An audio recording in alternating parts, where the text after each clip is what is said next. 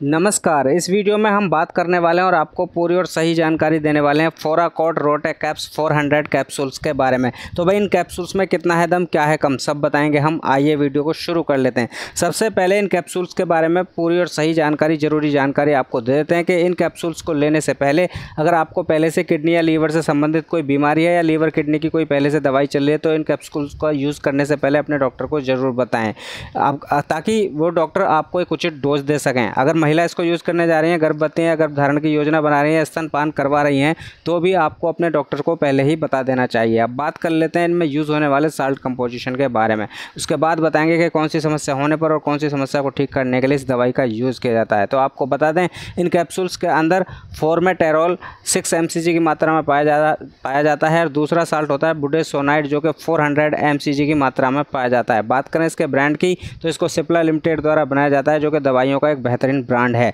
अब बात कर लेते हैं कौन सी समस्या होने पर और कौन सी समस्या को ठीक करने के लिए इसका यूज़ किया जाता है। तो आपको बता दें, फोराकोड 400 रोटेकैप एक इनहेलर में 2 दवाओं का मिश्रण होता है। यह अस्थमा और COPD के लंबे समय तक चलने वाले लक्षणों से राहत देता है, जिससे सांस लेना आसान हो जाता है। यानी सांस की प्रॉब्लम्स जिन लोगों को होती है या जिन लोगों को अस्थमा होता है या COPD किसी को होती है, जिसको हम क्रोनिक ऑब्स्ट्रक्टिव पल्मोनरी डिजीज़ के नाम से जानते हैं, ये 3 परेशानियाँ जिन लोगों को होती हैं, अस्थमा या COPD या सांस की कोई भी परेशानी होती है, तो उन लोगों को ये कैप्सूल डॉक्टर द्वारा दिया जाता है।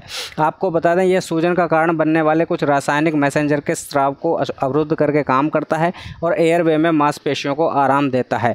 आपको बता दें, फोराकोड 400 रोटेकैप आपके फेफड़ों में हवा का प्रवाह बनाने में मदद करता है। यह इन एयरवे की मांसपेशियों को आराम देता है। इससे हवा अंदर लेना और बाहर निकालना आसान हो जाता है, यानी कि सांस लेने की जो परेशानी है उसमें बहुत आराम मिल जाता है इस कैप्सूल का यूज़ करने के बाद। इससे आपकी छाती में जकड़न, सांस लेने में तकलीफ, घरघराहट और खांसी जैसे लक्षणों से राहत मिलेगी और आपको अपने रोज़मर्रा के कामों को आसानी से करने में मदद मिलेगी।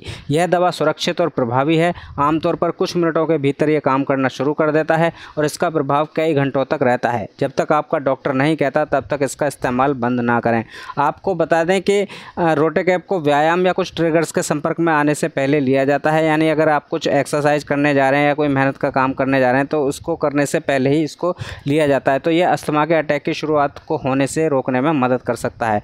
इसमें घर की धूल, पराग, पालतू जानवर और सिगरेट, धूम्रपान शामिल हो सकता है। यह दवा आपको व्हीजिंग, खांसी और सांस लेने की परेशानी जैसी लक्षणों की चिंता किए बिना अधिक स्वतंत्र रूप से व्यायाम करने में मदद करेगी। इससे आप अपने लक्षणों को बढ़ाने वाली बातों की चिंता किए बगैर बेफिक्र होकर अपने जीवन को जी सकते हैं। इसको लेने के बाद, यूज़ करने के बाद होने वाले साइड इफ़ेक्ट की बात करें तो उल्टी का मन हो सकता है, उल्टी हो सकती हैं, सर दर्द हो सकता है, पेट में परेशानी हो सकती है या नाक और गले में सूजन हो सकती है, श्वसन तंत्र के ऊपरी हिस्से में संक्रमण हो सकता है, साइनस के कारण सूजन हो सकती है, झटके लगने की समस्या हो सकती है, हार्ट बीट बढ़ सकती है यानी दिल की धड़कन बढ़ सकती है, आवाज़ में परिवर्तन हो सकता है, इन्फ्लुएंजा हो सकता है, पेट दर्द हो सकता है या मुंह में फंगल इन्फेक्शन हो सकता है। ये सभी साइड इफ़ेक्ट सभी लोगों में देखने को नहीं मिलते हैं। इनमें से कुछ साइड इफ़ेक्ट अगर कुछ लोगों में बहुत ज़्यादा मात्रा में देखने को मिलें तो तुरंत समझ जाएँ कि ये दवाई आपको सूट नहीं कर रही है और अपने डॉक्टर से संपर्क करें जिन्होंने आपको ये दवाई दी है। तो हो सकता है आपके डॉक्टर्स इस दवाई की जगह आपको कोई दूसरी दवाई चेंज करके देंगे जो आपको सूट कर सके। बात करें इसके यूजेस की तो रोटेकैप्स को निगला नहीं जाना चाहिए। इसके इस्तेमाल करने से पहले लेवल की जांच कर लें, एक्सपायर नहीं होना चाहिए।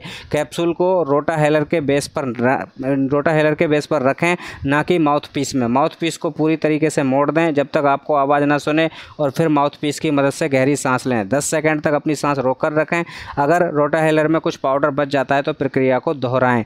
हमारे द्वारा दी गई इस दवाई की जानकारी आपको थोड़ी सी भी अच्छी लगे तो वीडियो को शेयर करें, लाइक करें और कमेंट करके ज़रूर बताएं और हमारे चैनल को भी सब्सक्राइब कर लें। Thank you so much.